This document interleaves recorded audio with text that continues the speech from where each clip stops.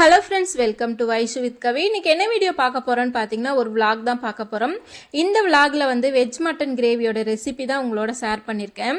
Veg மட்டனா அப்படின்னா என்னன்னு யோசிக்காதீங்க. பலாக்காய் இருக்கு இல்லையா, குட்டியாக இருக்கும். அந்த காயை பறிச்சுட்டு வந்து அதில் தான் வந்து குழம்பு வச்சேன். எனக்கு வந்து இந்த பலாக்காய் ரெசிபி ரொம்பவுமே பிடிச்சி போச்சு. இந்த பலாக்காய் சமைச்சதுக்கப்புறம் சாப்பிடும்போது மட்டன் சாப்பிட்ற ஃபீலில் தான் இருந்துச்சு. அதனால் எனக்கு வந்து பர்சனலாக ரொம்பவுமே பிடிச்சி போச்சு.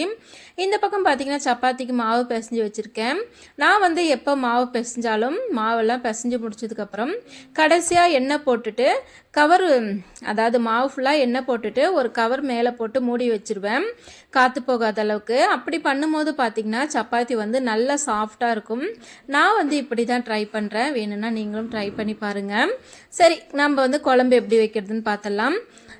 நான் வந்து ஒரு பாத்திரம், அதாவது குக்கரில் வந்து தேவையான அளவு எண்ணெய் ஊற்றியாச்சு.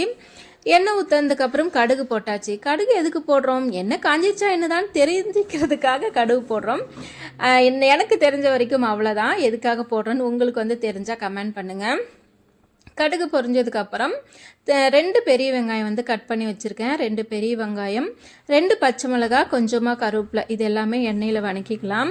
அதுக்கப்புறம் பார்த்திங்கன்னா இஞ்சி பூண்டு விழுது வந்து 1 ஸ்பூன் போட்டுக்கிறேன்.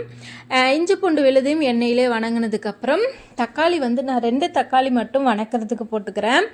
தக்காளி வந்து மைய மாட்டேன்றதுனால கொஞ்சம் ஒரு 3 தக்காளி வந்து தேங்காயிலே அரைச்சி ஊற்றிக்கிட்டேன். பார்த்திங்கன்னா பெரிய தக்காளியாக இருக்குது. 2 தக்காளி வந்துட்டு வணக்கிக்கலாம்.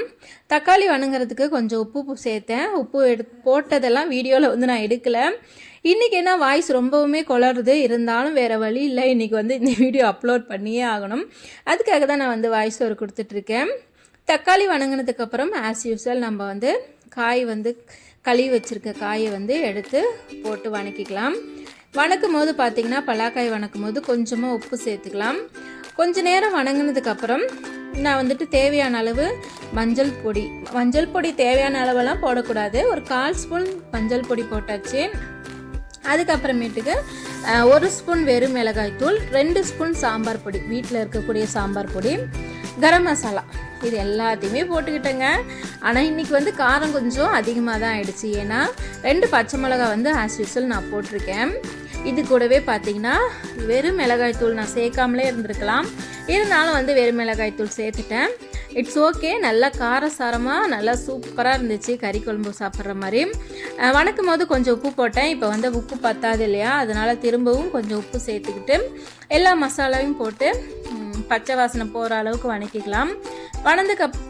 வணக்கினதுக்கப்புறம் பார்த்திங்கன்னா தேங்காய், அதாவது கொஞ்சம் தேங்காய் சேர்த்தா போதும். உங்களுக்கு எவ்வளோ தேங்காய் தேவைப்படுமோ, குழம்பு வந்து உங்களுக்கு எவ்வளோ தேவைப்படுமோ நீங்கள் வந்து அவ்வளோ தேங்காய் போட்டுக்கலாம்.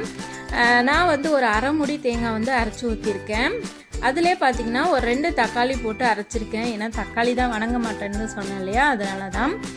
வணங்கினதுக்கப்புறம் இது எல்லாமே போட்டு வணக்கியாச்சா. இப்போ வந்து அரைச்சி வச்ச தேங்காயும் ஊற்றியாச்சு. லாஸ்ட்டாக வந்து உப்பு இருக்கான்னு கொஞ்சம் நக்கி பார்த்துட்டு குக்கரை வந்து மூடி வச்சிட வேண்டியதுதான். குக்கர் 2 விசில் வந்ததுக்கப்புறம் நம்ம வந்து குழம்பு திறந்துடலாம். இல்லை, நான் வந்து இன்றைக்கி 3 விசில் விட்டேன். 2 விசில் மறந்துட்டேன். 3 விசில் விட்டேன். 3 விசில் வந்ததுக்கப்புறம் குக்கரை ஓப்பன் பண்ணிவிட்டு கொத்தமல்லி தழை, குழம்புக்கு வந்து கொத்தமல்லி தழை போட்டு இறக்கிடலாம் நல்லா வாசனைக்காக.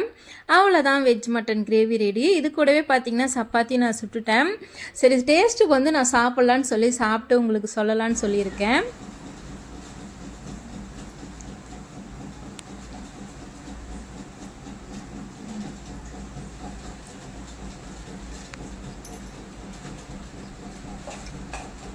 காரம் கொஞ்சம் அதிகமாகிடுச்சு.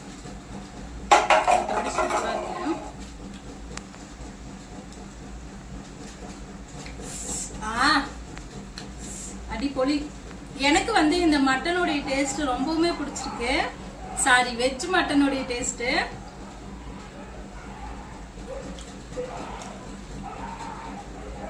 First class. நீங்களும் ட்ரை பண்ணி பாருங்கள். நான் வந்து டேஸ்ட்டுக்காக கொஞ்சம் சாப்பிட்டு பார்த்துட்டு இருந்தேன். பாப்பா முட்டி போட்டுட்டு இருந்தவன் நான் சாப்பிட்றேன்னு சொல்லிட்டு இருந்தா.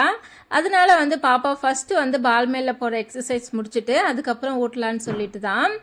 நான் வந்து சாயங்காலத்தில் பாப்பாவுக்கு இந்த எக்ஸசைஸ் முடிக்காமல் சாப்பிட எதுவும் கொடுக்க மாட்டேன். சாப்பிட கொடுத்துட்டா இந்த பால் மேலே படுக்க வைக்க முடியாது இல்லையா, அதனால தான் இந்த பால் மேலே படுக்க வைக்கிறது, எக்ஸசைஸ் கொடுக்குறது, பால் அப்பில் வாங்க வைக்கிறது, தூக்கி போட வைக்கிறது, இது எல்லாத்தையும் பண்ணி முடிச்சுட்டு அதுக்கப்புறம் தான் சாப்பிடவே கொடுப்பேன். பெண்களாகி நாம் ஒரு விஷயத்தை ஞாபகத்தில் வச்சுக்கணும். எல்லா சூழ்நிலையிலும் பார்த்திங்கன்னா கணவனுக்கு மட்டும் முடிவெடுக்கிற உரிமை கொடுக்கவே கூடாது. அதாவது எல்லா இடத்துலையுமே நாம்ளும் முடிவெடுக்கிறத எடுத்துக்கணும், அதாவது பொறுப்பை எடுத்துக்கணும். அவங்க பொறுப்பில் எல்லாத்தையுமே விடக்கூடாது. கொஞ்சம் நாம்ளும் யோசிக்கணும். நம்மளுக்கும் கடவுள் மண்டையில் மூளைன்றதை ஒன்று கொடுத்துருக்காங்க. அந்த மாதிரி சமயத்தில் இந்த நம்ம குடும்பத்துக்கு எது நல்லது எது கெட்டது, இதை பண்ணுனா நம்ம ஃப்யூச்சரில் என்ன நடக்கும் அப்படின்ற எல்லாத்தையுமே ஆலோசிக்கணும். நம்மளுக்கு கடவுள் ஞானத்தையும் கொடுத்துருக்காங்க.